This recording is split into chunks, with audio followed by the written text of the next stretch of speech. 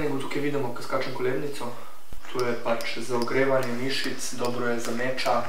Skratka, za footwork brez tega v borilnem športu mislim, da ne gre in noben borec brez kolebnice, to je neka osnova. Je nujno, kar vsak borec rabi.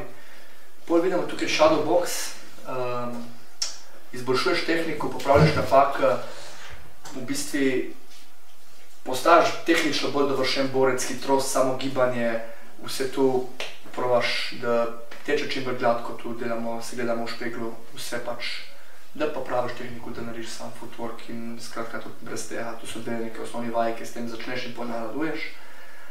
Potem imamo moč udarcev na makivarah s trenerjem, nožne tehnike, kolena, roke, spet isto, normalno vse, da izgleda čim bolj tehnično, samo tukaj malo manj poudarka damo na tehniki in damo več poudarka na samo moč, na samo ravnotežje, na sami udarci. In potem imamo na koncu fokusi, hitrost udarcev, predvsem boksarske tehnike, razne kontranapade, skivaže.